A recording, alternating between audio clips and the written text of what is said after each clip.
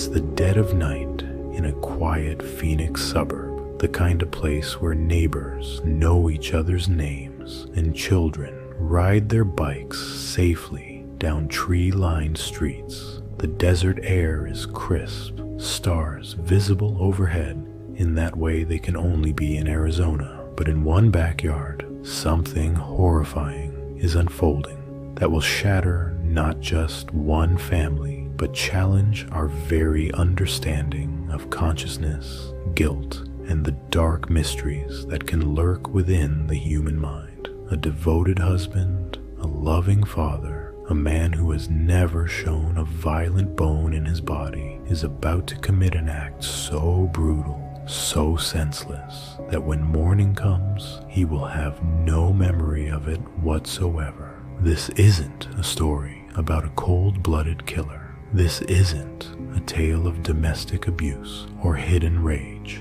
This is the story of Scott Falater and the night he may or may not have murdered his wife while lost in the depths of sleep. The events that unfolded on January 16th, 1997 would captivate the nation and launch one of the most unusual murder trials in American legal history. But to understand what happened that night, we need to start with who Scott and Yarmila Falater really were, because by all accounts, they were the last couple anyone would expect to be at the center of such a tragedy. Scott Louis Falater was 43 years old in 1997, an electrical engineer working for the aerospace giant Motorola in Phoenix. He was what you might call the epitome of suburban respectability. Born and raised in the Mormon faith, Scott was deeply religious, a man who attended church regularly and lived his life according to strict moral principles. Those who knew him described him as gentle, soft-spoken, and devoted to his family. He was the kind of man who coached his kids' sports teams, helped elderly neighbors with their yard work, and had never so much as raised his voice in anger, let alone his hand in violence. His wife, Yarmila, was 41 and equally beloved in their community. Born in what was then Czechoslovakia, she had immigrated to the United States and built a life that was, by all measures, the American dream realized. She was a working mother, balancing her career with raising their two children, a teenage son and daughter, who were both good students and active in school activities. Yarmila was known for her warmth, her infectious laugh, and her dedication to her family. She and Scott had been married for 20 years, and friends would often comment on how they still seemed like newlyweds, holding hands at church functions and clearly still very much in love.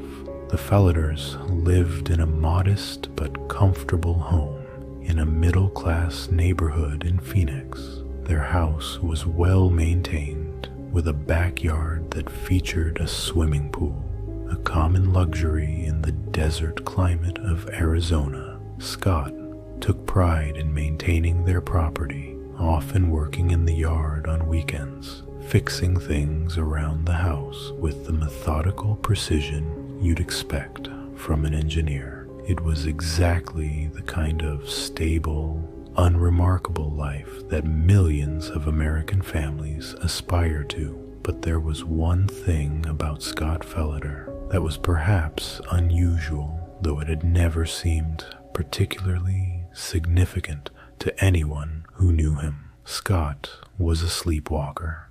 He had been since childhood, a condition that medical professionals call somnambulism. For most of his life, this had been nothing more than an occasional oddity. Family members might find him wandering around the house at night, perhaps making his way to the kitchen or even stepping outside. Sometimes he would perform complex tasks while still technically asleep, organizing things, moving objects around, even getting dressed or undressed. When awakened, he would have no memory of these nocturnal wanderings. This condition wasn't particularly rare or concerning.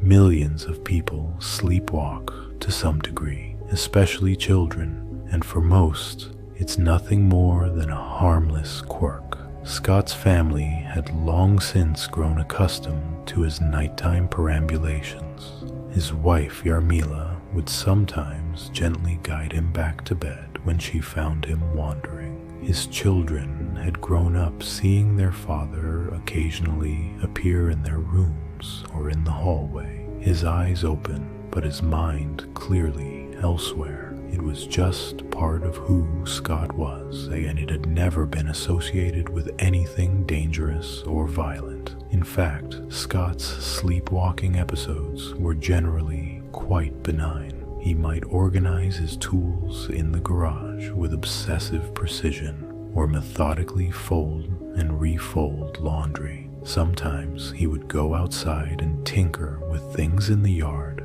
activities that reflected his waking interests but performed in the strange, purposeful yet disconnected way of the sleepwalking mind. The episodes usually lasted only a few minutes to an hour, and he would typically either return to bed on his own or be gently awakened by family members. But on the night of January 16th, 1997, something different happened.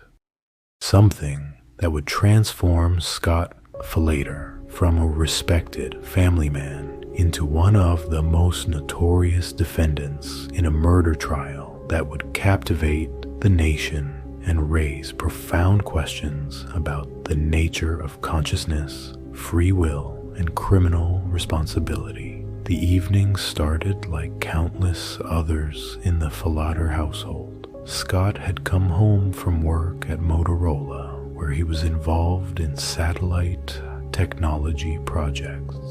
He had dinner with his family, helped his children with homework, and spent time watching television with Yarmila. By all accounts, it was a completely normal weekday evening. There were no arguments, no signs of stress or conflict. Scott and Yarmila were affectionate with each other, as they always were. The children noticed nothing unusual about their parents' behavior or mood. As the evening wound down, Scott decided to do some work on the swimming pool's filtration system. This wasn't unusual. He was handy around the house and often took care of maintenance tasks himself rather than calling in professionals.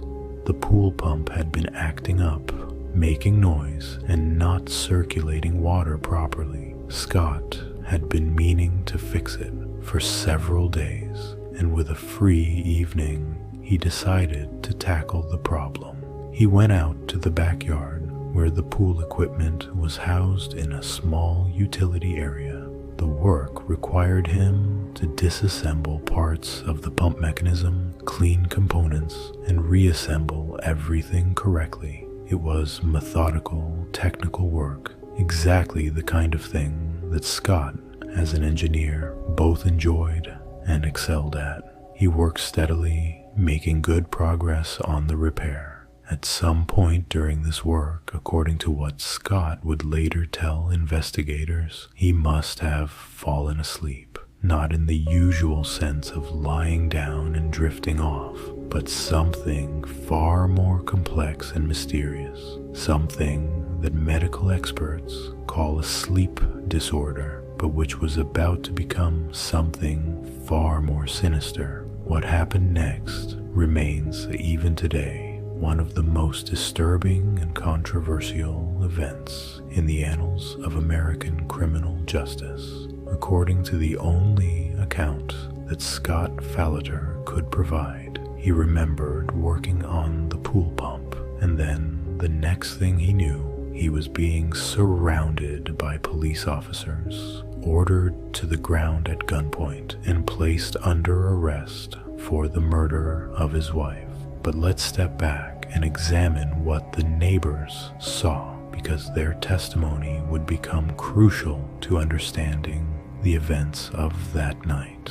The Falaters lived in a quiet residential neighborhood where houses were close enough together that activities in one yard could sometimes be observed from adjacent properties. On this particular night, that proximity would prove to be pivotal. Greg Coons lived next door to the Falaters. He was something of a night owl, often staying up late and occasionally glancing out his windows during his evening routine. On the night of January 16th, sometime after 10 p.m., Coons noticed unusual activity in the Falaters' backyard. What he saw would haunt him for years to come and provide the key eyewitness testimony in what would become a murder trial. According to Coons, he observed Scott Falater by the swimming pool, and what he was doing seemed violent and deliberate. Coons later testified that he saw Scott holding what appeared to be Yarmila, and that he was forcing her head underwater. Even more disturbing, Coons reported seeing Scott stabbing at something or someone with what looked like a knife. The scene was illuminated by the pool lights and some ambient lighting from the house, providing enough visibility for Coons to make out these horrifying details. Initially, Coons wasn't entirely certain what he was witnessing. The scene was surreal, almost incomprehensible. This was his neighbor, Scott Falater, a man he had known for years as gentle and kind. Could he really be seeing what he thought he was seeing? Coons watched for several more minutes, growing increasingly alarmed as it became clear that this was not some kind of misunderstanding or optical illusion. Finally, convinced that he was witnessing a violent crime, Coons called 911. The call came in at 10:47 p.m., and the dispatcher who took the call would later describe the caller as extremely agitated and having difficulty articulating what he was seeing. "I think my neighbor is killing his wife," Coons told the dispatcher, his voice shaking with the enormity of what he believed he was witnessing. The 911 call set in motion a rapid response from the Phoenix Police Department. Officers were dispatched immediately to the Falater residence, arriving within minutes of the call. What they found when they arrived would become the foundation of the prosecution's case and the source of years of legal controversy. When police officers Chris Layden and Tom Tranter arrived at the scene, they found the front of the house quiet and seemingly normal. The porch light was on. There were lights visible through some of the windows, and nothing appeared obviously amiss from the street. But when they made their way around to the backyard, following the information from the 911 call, they discovered a scene that would be seared into their memories forever. Floating face down in the Falater family swimming pool was the body of Yarmila Falater. She was motionless, clearly dead, her body suspended in the chlorinated water that reflected the pool lights in an eerily beautiful way that contrasted horrifically with the tragedy that had occurred. Officer Mark Stanowich, who had also responded to the call, immediately entered the pool area and pulled Yarmila's body from the water, though it was clear that any attempt at resuscitation would be futile. As the officers secured the scene and called for backup, including homicide detectives and the medical examiner, they noticed Scott Falater emerging from the house. He appeared to be coming down the stairs from the second floor, and his demeanor struck the officers as unusual. Rather than showing the panic, grief, or shock you might expect from someone whose wife had just been found dead in their pool, Scott seemed confused and disoriented. Officer Layden, who was the first to encounter Scott face to face, would later testify about this initial interaction. According to Layden, when he ordered Scott to get on the ground, standard procedure when dealing with a potential homicide suspect, Scott complied but seemed genuinely bewildered by what was happening. "I was hopelessly confused at first," Scott would later tell investigators. "I kept asking, 'What is going on?' All they would do is yell, 'Get down, shut up.'" This confusion extended to what appeared to be Scott's complete ignorance of his wife's condition. When Officer Tranter asked Scott if there was anyone else in the house, Scott replied that there were 4 people: himself, his wife Yarmila, and their 2 children. This answer surprised Tranter, who had just witnessed Yarmila's body being pulled from the swimming pool.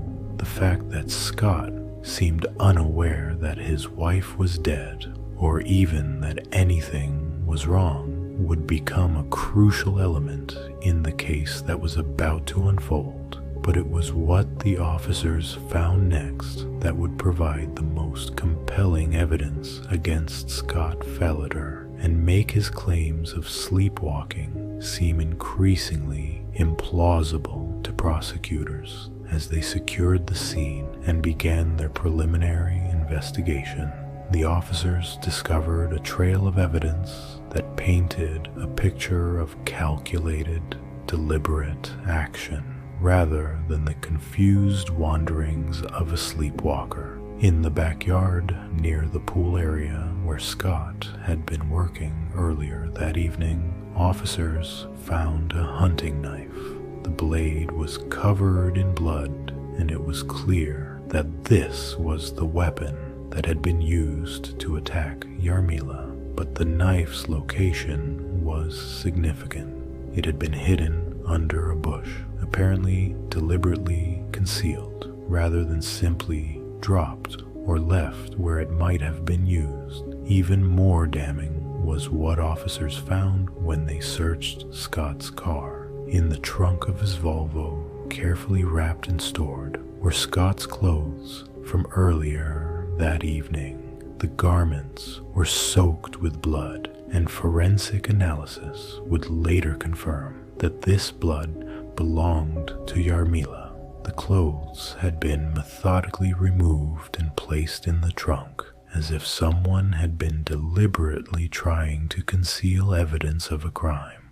Additionally, officers noticed that Scott was wearing different clothes than what witnesses had seen him in earlier that evening. He was now dressed in red pajamas, but the bloody clothes in the trunk suggested that he had changed after the attack. This evidence of a change of clothing would become central to the prosecution's argument that Scott had been fully conscious and aware of his actions.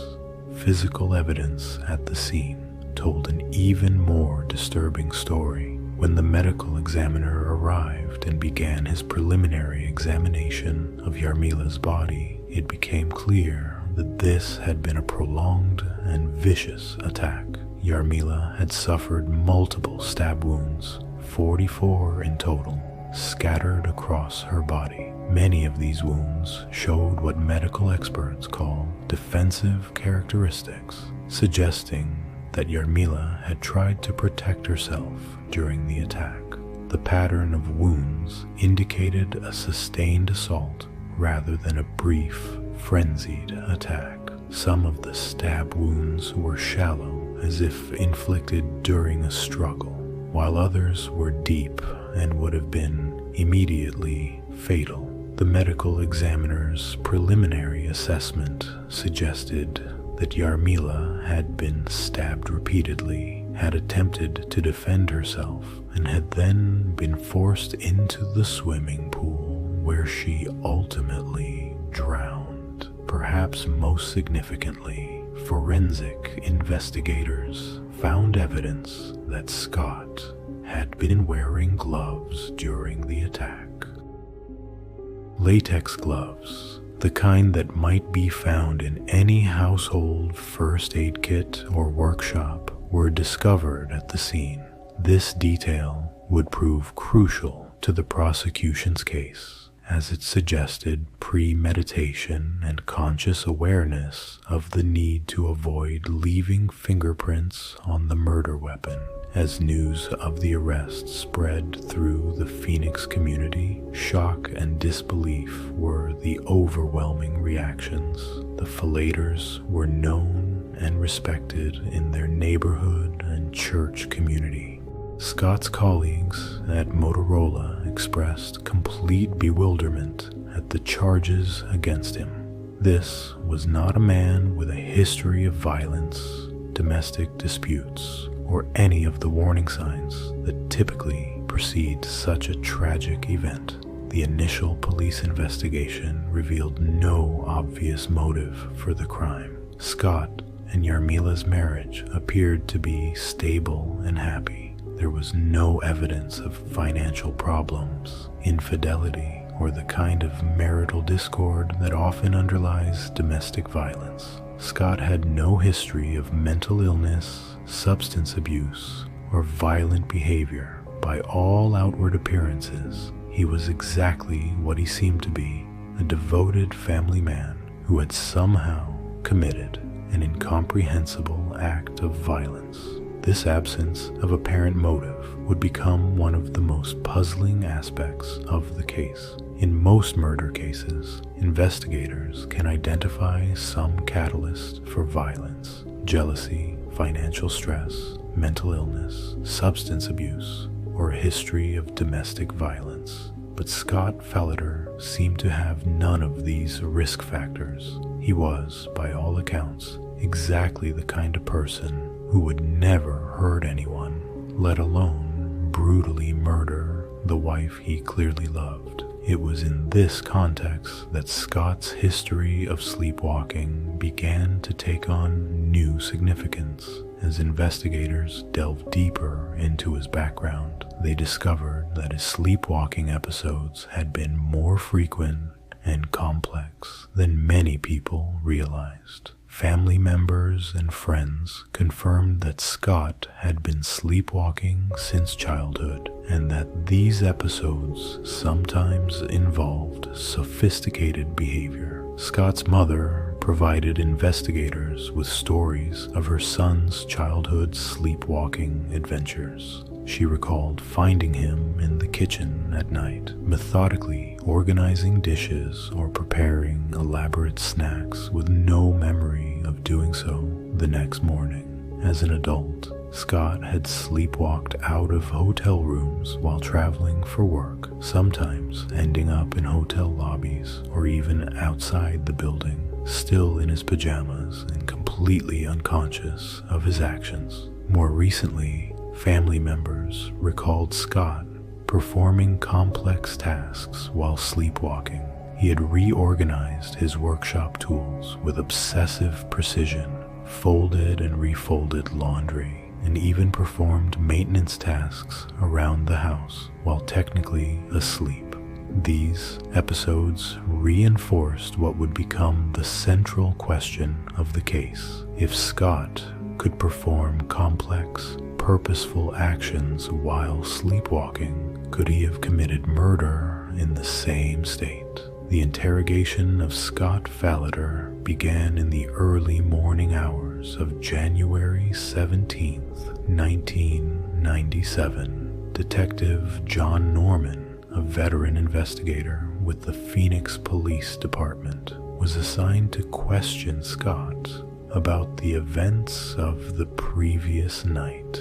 The interrogation room was small and windowless, the kind of sterile environment designed to focus a suspect's attention on the questions being asked and the consequences of their answers. But from the very beginning, this interrogation was unlike any that Detective Norman had ever conducted. Most murder suspects, when confronted with evidence of their crime, respond in predictable ways. They might deny their involvement, offer alibis, express shock or grief, or attempt to explain their actions. Scott Falater did none of these things. Instead, he seemed genuinely bewildered by the entire situation. "I don't remember any of this," Scott told the detective, his voice flat with confusion rather than defensive or deceptive. "I remember working on the pool pump, and then the next thing I know, there are police officers everywhere." When Detective Norman showed Scott photographs of the crime scene, including images of Yarmila's body in the pool, Scott's reaction was one of horror and disbelief rather than the guilt or recognition you might expect from someone who had committed the crime. Throughout the hours-long interrogation, Scott maintained this same position.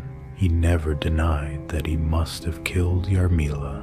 The physical evidence was too overwhelming to dispute, but he insisted, with what appeared to be genuine conviction, that he had no memory of the events. He seemed as confused and horrified by what had happened as anyone else involved in the case. Detective Norman, however, was skeptical of Scott's claims.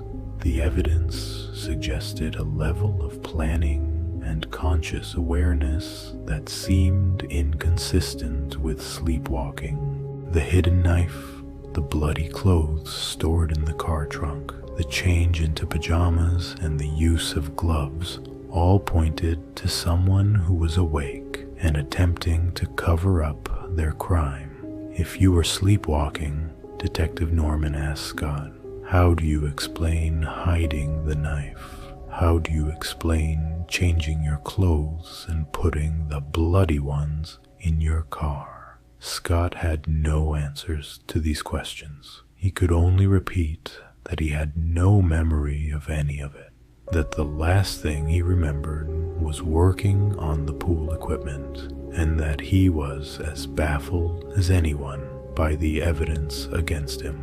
As the investigation continued, Scott was formally charged with first-degree murder. The charge carried the possibility of the death penalty, a fact that seemed to underscore the severity of the crime and the prosecution's belief that this was a calculated, premeditated act rather than the tragic result of a sleep disorder. The case attracted national attention almost immediately. The idea of a sleepwalking defense in a murder case was unusual enough to capture media interest, but the specific details of the Falater case made it even more compelling. Here was a man with no apparent motive, no history of violence, and a documented history of sleepwalking, charged with brutally murdering the wife he appeared to love deeply.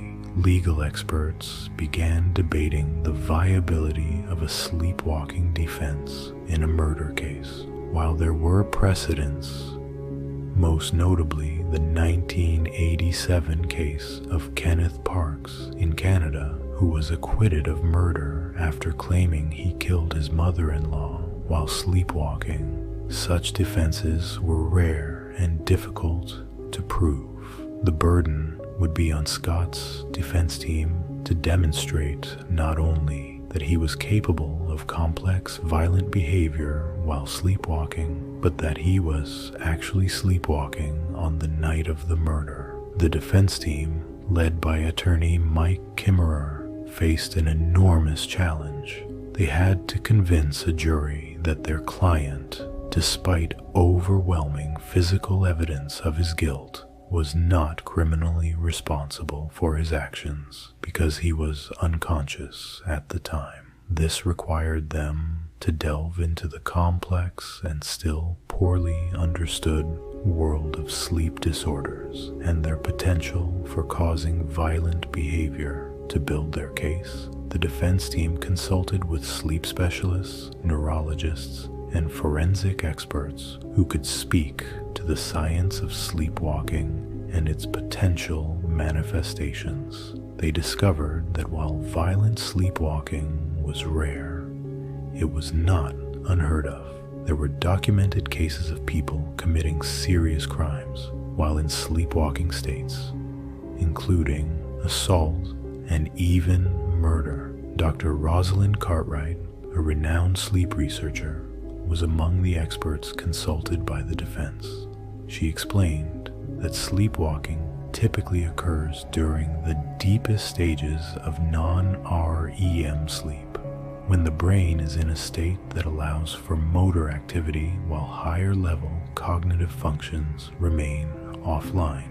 In this state, a person might be able to perform complex physical tasks while having no conscious awareness of their actions and no memory of them afterward. More importantly, for Scott's case, Dr. Cartwright and other experts testified that sleepwalking behavior often reflects the person's waking concerns and activities.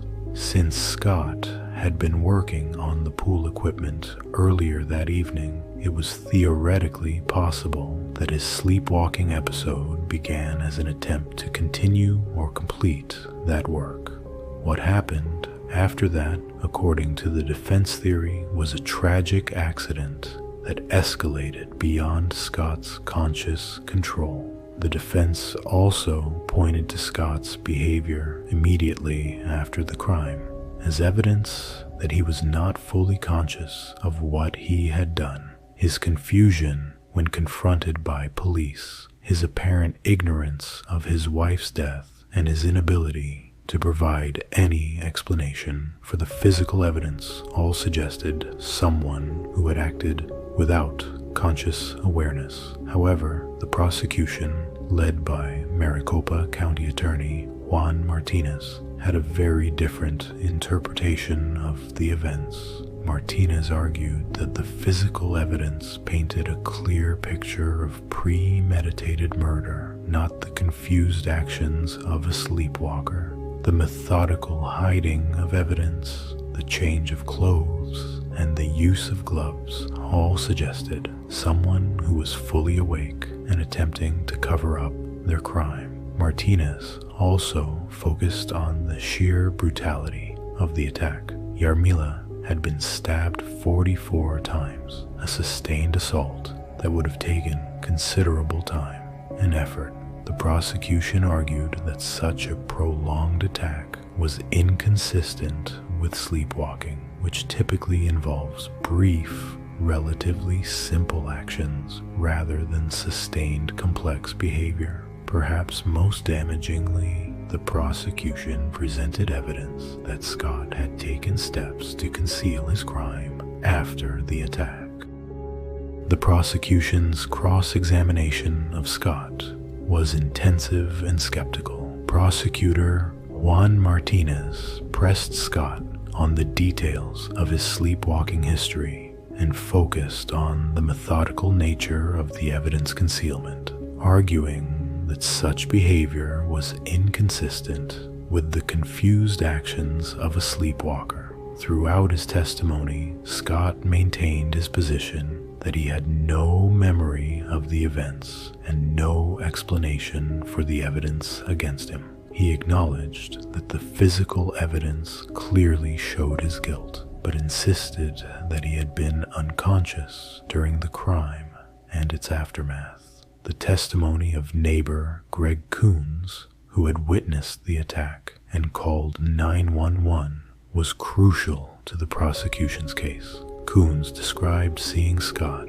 by the pool, apparently forcing Yarmila's head underwater and stabbing her repeatedly. His detailed and consistent testimony, along with his recorded 911 call, played for the jury, captured his horror and certainty that he was witnessing a murder in progress. The medical examiner's testimony revealed the gruesome details of Yarmila's 44 stab wounds, many defensive in nature, painting a picture of a prolonged and violent struggle that seemed inconsistent with unconscious behavior. One particularly damaging piece of evidence was the discovery that Scott had put on latex gloves before the attack. The prosecution argued This demonstrated premeditation and consciousness of guilt, while the defense struggled to explain how this fit with sleepwalking behavior.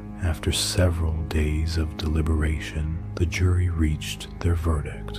On June 25, 1999, Scott Falater was found guilty of first-degree murder. However, the jury's post-trial comments revealed a nuanced view. Several jurors believe Scott might have begun the attack while sleepwalking, but awakened during the crime, particularly during the cover-up phase. The conviction meant Scott was eligible for the death penalty, but the penalty phase proved equally compelling. Scott's surviving children testified eloquently on his behalf, pleading with the court not to compound their family's tragedy by taking their father's life.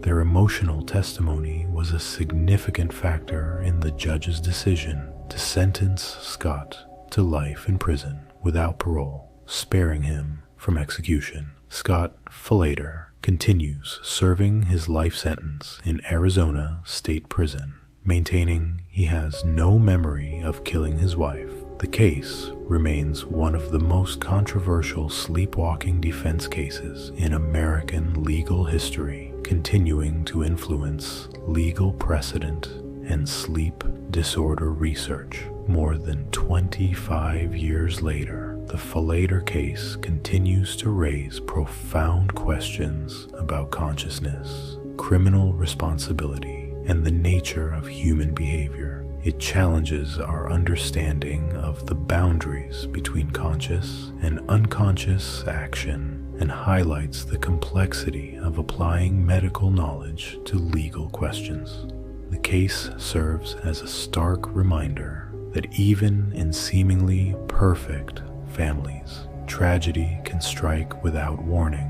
Whether Scott Falater was truly sleepwalking that night or consciously committed murder remains a mystery that may never be fully resolved. What is certain is that the case has forever changed how courts approach sleepwalking defenses and contributed to our understanding of the complex relationship between sleep disorders and violent behavior. For Yarmila Falater, whose life was cut short so violently, and for the family left to grapple with an incomprehensible loss, the questions of consciousness and intent may matter less than the simple, devastating fact that a loving wife and mother is gone. The case stands as both a legal landmark and a human tragedy, reminding us that some mysteries of the human mind may be too complex for our justice system to fully comprehend.